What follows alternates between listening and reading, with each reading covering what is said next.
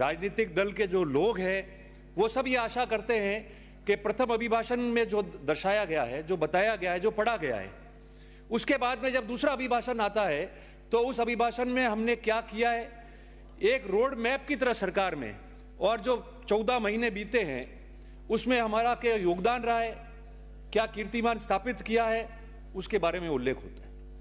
मैं समझता हूं कि हर व्यक्ति, हर माननीय सदस्य अपनी बात कहता है। हम अक्सर, हमने ये देखा है कि हम हाँ और ना में भी बढ़ जाते हैं, हाँ पक्ष ना पक्ष, और उसको मान लिया गया है कि हाँ पक्ष को हाँ ही कहना है और ना पक्ष को ना ही कहना है। मगर मेरा ये मानना है कि जो लोग हम चुन के आते हैं, हमारी बात बरसों तक लोग याद रखते हैं, और आज तो सोशल मीडिया का और बहुत टेक्निकल रूप में बहुत बड़ा जमाना आ गया है, और उन बातों को लोग भविष्य में याद करते हैं और अच्छे काम का स्मरण भी कराते हैं उस बात को। मेरा मानना है कि राज्यपाल जी का अभिभाषण हुआ, इस अभिभाषण के बाद में बजट आएगा। इसमें जो कमियां हैं, जो ये अभिभाषण पढ़ा गया है, इसको सिर्फ मात्र आलोचना के रूप में न देखे, मगर कोई सुझाव हो, कोई सुधार हो, कोई गलतियां रह गई है, जिन व्यक्तियों ने, अधिकारियों ने इस अभिभाषण को मिलकर तैयार किया है, उन्होंने पिछले अभिभाषण को राज्यपाल जी के पढ़ के और उसी पैरे को रिपीट किया है कि नहीं किया है, उसमें कमियां छोड़ी है, या पीछे आपने कुछ कहा है 2024 में और 25 में आपने कुछ कहा है, इसका अध्ययन और इसका एनालिसिस आप जरूर करना, तो इससे आपकी सरकार की साख रहेगी। और मेरा यह मानना है कि इसके बाद बजट आएगा तो जो अभिभाषण में बिंदु हम पढ़ रहे हैं उसका ताल्लुक बजट से भी होता है, तो आप उसको न केवल इस अभिभाषण को बल्कि जो बजट आने वाला है उसके रूप में भी, सुझाव के रूप में आप इसको लेंगे। इसलिए मैं सिर्फ उस बिंदु को ही बताना चाहता हूं, बाकी सारे लोगों ने अपनी अपनी बात जो यहां कही है। आप लोगों ने यह कहा था पिछले अभिभाषण में कि चुनाव में जो आपने वादे किए, जो चुनावी सभाओं में वादे किए हैं, जो विभिन्न यात्राओं में आपने वादे किए, वो संकल्प पत्र के रूप में भरा गया है, और जो संकल्प पत्र बनाया है वो संकल्प पत्र ही उस अभिभाषण में भी आपने कहा कि जो राजस्थान अराजकता में, अंधकार में, और उसमें इसको लाया गया है, उसको प्रकाश की ओर, और जो परिकल्पना जो प्रदेश की जनता करती है उसकी ओर आप ले जाओगे, मगर इसको रिपीट नहीं किया। आपने उस अभिभाषण में स्वर्गीय भैरू सिंह जी को याद किया और अंत्योदय स्कीम के बारे में आपने बताया। हम सबके नेता थे स्वर्गीय भैरू सिंह जी, सब उनके सम्मान करते हैं सदन के सदस्य के रूप में, मगर उसको आपने आगे बढ़ाया इस अभिभाषण में वापस उल्लेख करते हुए उस पैरे को, और उसको जन्म शताब्दी मनाने की बात हमने की थी उस समय, और आज आपने उसको आगे नहीं बढ़ाया। मेरे कहने का मकसद और मतलब यह है कि आपने जो संकल्प पत्र को आधार बनाया है, कोई भी पार्टी मैनिफेस्टो का आधार बनाती है और ये कहती है ये हमारा घोषणा पत्र है, हमारा मैनिफेस्टो है, हम चुनाव में इसके रूप में जाएंगे, ये सारे वादे पूरे करेंगे, और आपने एक कदम आगे बढ़कर संकल्प पत्र को उसका आधार बनाया था। मगर संकल्प पत्र को आधार बनाने के बाद में उसमें कितने पैरा पूरे हुए, क्या हुए, वो आप उसका विश्लेषण जरूर कर लेना। मैं आपको सीधे तौर पे 3-4 सुझाव, उसको आलोचना के रूप में आप नहीं लेते हुए आप इसको सुझाव के रूप में ले, ताकि बजट में भी वो चीजें आ सके, और अगर कोई कमियां रही है इस अभिभाषण में जो राज्यपाल जी से सरकार ने पढ़ाया है, उस कमियों को भी आप दूर कर सको। अभी एक हमारे माननीय पूर्व सदस्यों ने एक बात कही थी, राज्यपाल जी ने अभिभाषण में अपने एक बात कही थी कि इस पवित्र मंदिर में बैठे प्रत्येक माननीय सदस्य के मन मस्तिष्क में अंतिम छोर पर खड़े व्यक्ति की सेवा करने का लक्ष्य होना चाहिए और उसकी भावना होगी, ये मां महिम जी ने कहा था।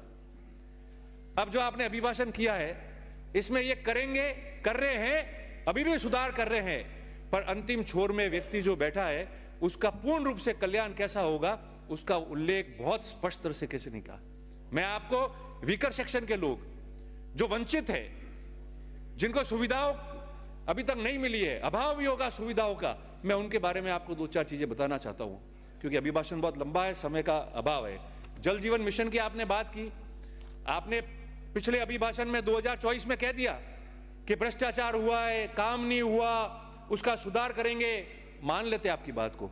अभी आपने क्या कहा, इस अभिभाषण में आपने वापस कहा कि भ्रष्टाचार हुआ, काम नहीं हुआ, हम उसको सुधार करेंगे। 14 महीने में आप सुधार नहीं कर पाए। क्या स्थिति है, पानी की स्थिति, आगे गर्मी का मौसम आएगा, सबको भुगतनी है, आपको, मेरे को, जितने सदस्य यहाँ जो जिनके ड्राई एरिया है और जो वाटर सप्लाई के अभाव में जिन लोगों को तकलीफ आती है उन सबको भुगतना है। मेरे क्षेत्र में जल जीवन मिशन का काम चल रहा है, आपने कहा था उसको ठीक करेंगे। राजस्थान में 14 महीने बीते हैं, एक जगह डीपीआर के अगेंस्ट काम हुआ, पाइप के साइज में फर्क हो गया, ढानियों में पाइप डाल दिए, एक पाइप में एक बूंद पानी नहीं आ रहा है, 200 करोड़ रुपए खर्च हो गए, 35 करोड़ सरकार से और मांगे, जिसपे हमने आपत्ति दर्ज की है। माननीय मंत्री महोदय उस पर या तो कमेटी बना दे, खुद आवे, या कमेटी बना दे, नहीं तो आगे लोगों को तकलीफ आएगी। हम कह रहे हैं आप कार्रवाई करो। किसी की सरकार में वो स्कीम सैंक्शन हुई हो, किसी की सरकार में गलती रही हो, मगर आप उसको 14 महीने आपको मिल गए, आपने वादा किया था अभिभाषण में, आप उनको कब से आपको उनको सजा दे देनी चाहिए थी, पर एक जगह भी पानी नहीं आया। फेस आपके और आपके प्रशासन को करना पड़ेगा। हमने हमारी बात यहां भी कही है, वहां भी कर देंगे। गोपालन मंत्री जी बैठे, आप भी उस क्षेत्र से आते हैं। गौ सेवा, गायों को सब्सिडी दे रहे हम लोग, गौशालाओं को। मैंने पूर्व में भी आपको निवेदन किया था, बजट अभी आया है, बजट में निवेदन किया था, अब बजट आ रहा है। और आपके माननीय जो हाँ पक्ष के सदस्य बैठे, माननीय सदस्य, कई सदस्यों ने उस मेरी बात को दोहराया भी था, और मैं वापस आपको निवेदन कर रहा हूं, गाय बचानी है, गायों का काम करना है, और वास्तव में गौ सेवा का, गौ माता जिंदाबाद का नारा अगर मन से हमको देना और मुख से नहीं देना है, तो आप मेहरबानी करके, जो पशुपालक गाय लेके इधर उधर जाता है, झुंड में सैकड़ों गाय रखता है, हजारों गाय रखता है, आप उसको जो सच्चे रूप में सेवा कर रहा है, आप उसको सब्सिडी देना शुरू कर दो। अगर आप दोगे तो आपको बहुत अच्छा पुण्य भी मिलेगा, और वो गाय भी बच जाएगी। ये मैं आपको निवेदन कर रहा हूं, क्योंकि उसके बारे में नहीं कहा। राज्यपाल जी ने कहा अंतिम छोर में व्यक्ति के बारे में सुनो और सोचो। वो अंतिम छोर का व्यक्ति है। गौशालाओं में सब्सिडी दे रहे हो, कहीं बहुत अच्छा काम कर रहे हैं और कहीं कैसा काम कर रहे हैं आप खुद जाके देख लो। मगर उस पशुपालक को अगर सब्सिडी मिलेगी तो उसकी गाय बच जाएगी। 2 मिनट में पूरा कर दूंगा अध्यक्ष जी, मिल जाएगी। दूसरी 2 बातें मेरी थी, पट्टे की जो बात आई है, घुमंतु, अर्ध घुमंतु पशुपालक, डीएनटी के लोग, उनको आपने देने की बात की है, दिए भी है कई लोगों को, मगर वो अपना आपका सपना साकार नहीं हो सकता, हमारा भी नहीं हो सकता है। क्योंकि पूर्व में वो गांव के बाहर रहते थे, बाड़े वहां होते थे, वो गोचर में जाके बस गए।